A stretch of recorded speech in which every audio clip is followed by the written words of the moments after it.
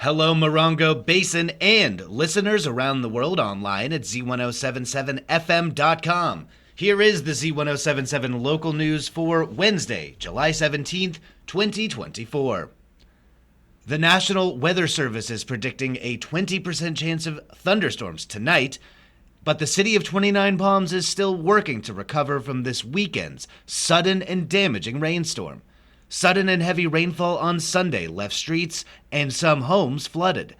As of last night, several roads in 29 Palms remain closed. This includes a section of Adobe Road between Raymond Drive and Amboy Road. Also closed is Joe Davis Road east of Utah Trail and Ocotillo Avenue between South Slope Drive and Sunnyvale Drive. City officials announced that they are helping to relocate residents whose homes have suffered severe flood damage. City staff have contacted several hotels within the city and requested discounted hotel rates for displaced residents. This includes the Motel 6 and Sure Stay by Best Western in 29 Palms. You can find contact information in this story at Z107.7 FM.com. The city is also working with Burtech to determine how residents will be able to dispose of flood-damaged materials. Stay tuned for more information. Last night, the Morongo Valley nonprofit Rawson Road Improvement held their second official meeting. Their objective? To offer information to residents about moving forward with a special roads district to maintain hard-to-navigate roads with help from San Bernardino County Public Works Special Districts. Reporter and Morongo Valley resident Gabriel Hart was in attendance and joins us with this recap.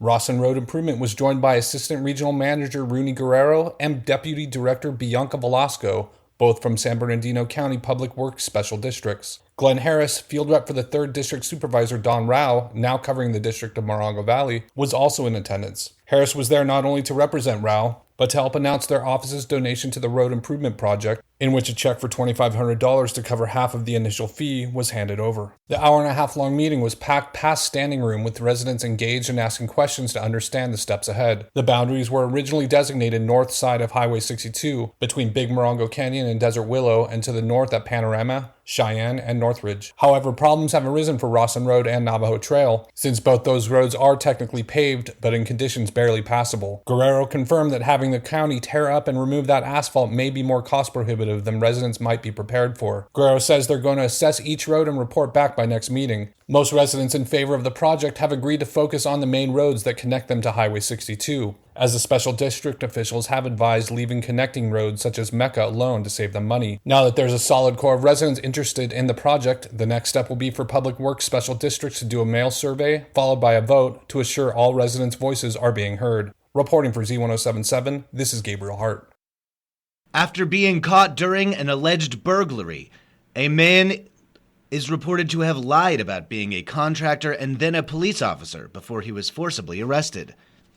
On Saturday evening at around 7:30 p.m., county sheriff's deputies were dispatched to a house in the 7,000 block of Palm Avenue in Yucca Valley. Witnesses told deputies that a man was, quote, angry and attempting to break into the house, and that they knew he was not the property owner.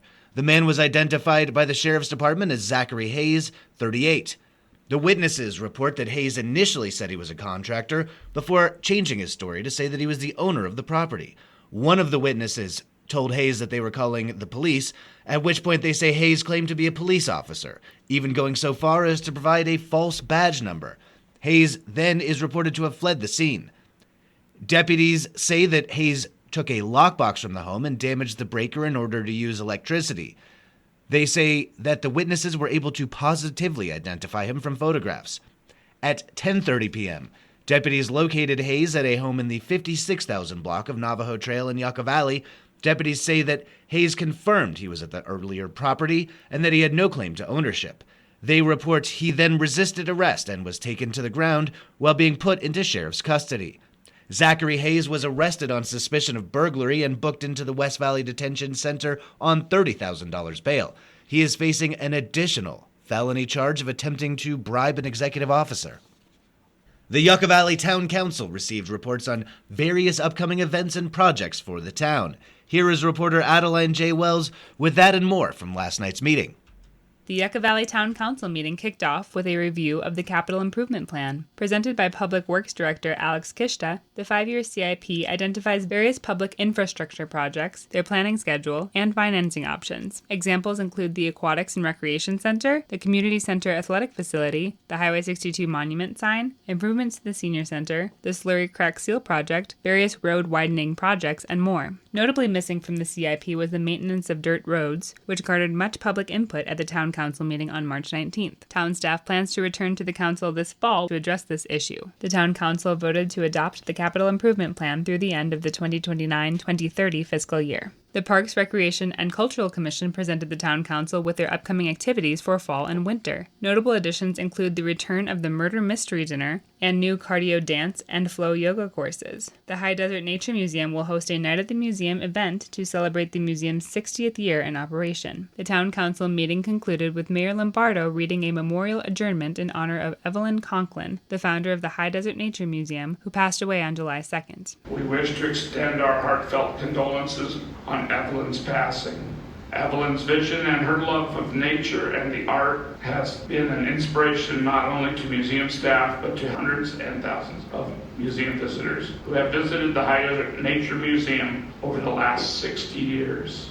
Reporting for Z107.7, this is Adeline J. Wells. After a 6-week break, the 29 Palms Planning Commission gathered last night to discuss changes to lighting, noise, and trash containment codes. Reporter Heather Clisby has more. Last night's meeting of the 29 Palms Planning Commission featured a public hearing on proposed changes to Article 4 site development regulations, specifically relating to light, noise, and trash containment. But before that, the commission got an earful from resident Douglas Walters, who lives near the city cemetery. Walters stated that the easements that would normally carry extraneous stormwater away from properties has been blocked by illegal gates, chicken coops, trampolines, and cement pallets. His property is now flooded with debris and mud and asked for the commission's help. Community Development Director Keith Gardner then reviewed proposed changes to the development code.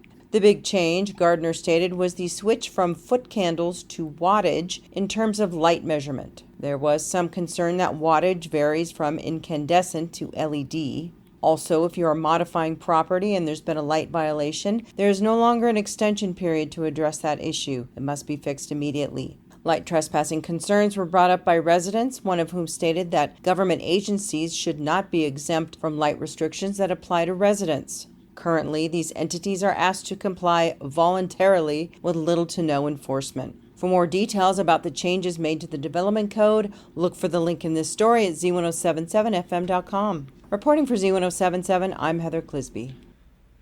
Tonight's scheduled meeting of the Morongo Valley Community Services District has been canceled. With the general manager on maternity leave and no pressing action items, the CSD have decided to skip July's meeting, according to President Christina Gorky.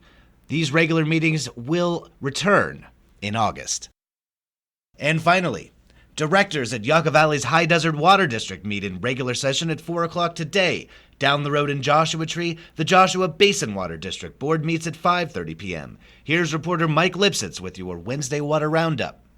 Among the many items on today's agenda at the High Desert Water District is a public hearing on water standby assessments for the fiscal 2024-2025. Directors will also receive a recruitment update as the district looks to hire a general manager to replace Paul Peschel, who was terminated at a July 3rd closed session. Today's meeting takes place at the district office on the highway at Inca Trail. And on to the east, at the Joshua Basin Water District, directors will kick off a strategic planning workshop, set the appropriation limit for fiscal 2024-2025, and likely approve a creative funds transfer to manage a modest cash reserve fund shortfall. The meeting takes place at the district office on Choita Road in Joshua Tree. See this story at Z107.7fm.com for links to both agendas, which include instructions for remote attendance. Reporting for Z107.7 News, this is Mike Lipsitz.